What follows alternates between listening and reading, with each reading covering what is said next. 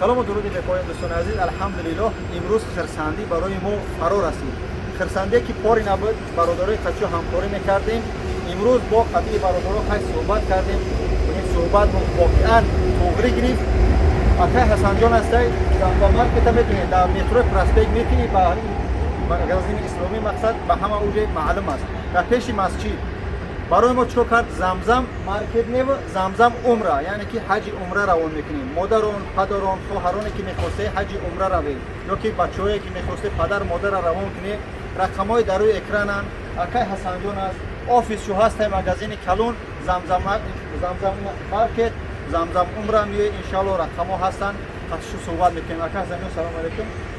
السلام علیکم و رحمت الله و برکاته. مشتریان محترم و بینندگان گرامی، یعنی خوشبختانه که انشالله که ما حج عمره شده شد از ما، همچنین شرکت ما بسیار یک شرکت انشالله که مطمئن باشه که یگان مشکل در شرکت ما نمیشه و نرخ این حج عمره ما مدت 10 روز یعنی 12 روز است. 10 روز به حساب میکنه. یکم روز اول که رفتن و یک روز آمدن به حساب نمیخوره. یعنی 10 روز مطمئن باشه که انشالله 10 روز مطمئن 4 روز در مدینه مقصد استقامت میکنین و 6 روز دیگه در مکه انشالله. نرخ نوش چند است؟ نرخش انشالله از جان 200. یعنی اینجا با سوال میاد که بچه خاطر قیمت است.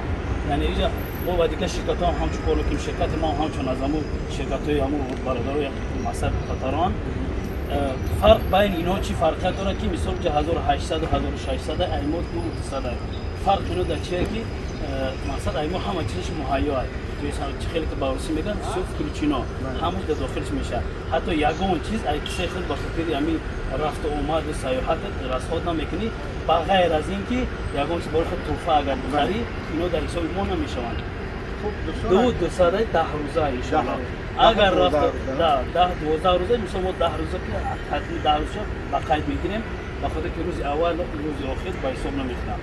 و در اینجا مثال گفتم که یک چند صد متر شاید یک چند صد متر همین چی بود باشه در تگ همین ساعت میگه بالا تاجیک و حدشون بالا خدمت فهمون دوستان مهربان برای چی ما قیمت هم برای چی 2200 دلار است.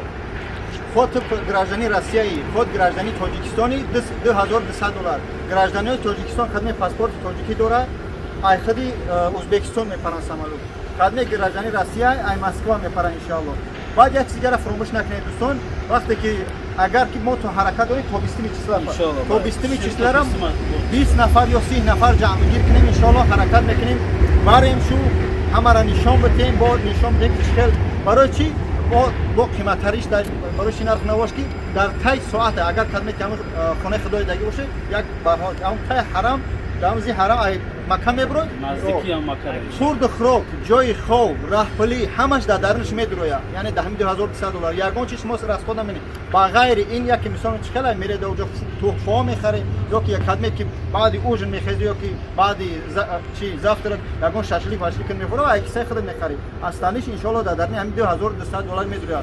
خریب ای خونه خودم میبره مدینه در 4 روز میمونی، در مکه 6 روز میمونی دوستان. 12 روزه که ما 10 روز گفتیم که پر 10 روز هم باشه. توری رقم‌ها داره اکران اکای حسن جان هست مترو این پراسپکت میر این از زمزم مارکت مغازین میای ان شاء الله در اینجا همه چیزای اسلامی هم داره. که مثلا 1200 دلار اول پرشان دوست میکنن ویزا که اومده شید ویزا اگر تو درست این سه روزه ویزا اومده میشه. ویزا که اومده شید ان شاء الله که باشه خلا میکنه. خدمت کی مقصد رفتنی در حقیقت به کار زنگ نزنه سر یک کارم گیج نکنه برای کار زندگی دارن.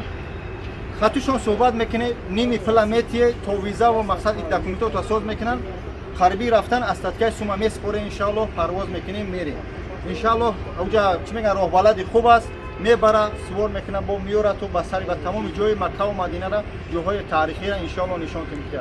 خداوند نگهدار تو مادران پدران در حق دعا کنه که در این کار خیری که ما دست گرفتیم خاطر که حسن جان و برادرای تتر هم در اینجا هستن که اصلا یادمش میکنن شرکت یا با هم اکای تو مکه تترام سرکار دارن شرکت هم یا مثلا همکاری میکنن. آی هم یک گوشه با ما اومدیم کار کرده استیم. خدا نگهدار تو دعاگو باشه حرکت کنه ویدیو را دستگیری کنه تا مردم حج بروند.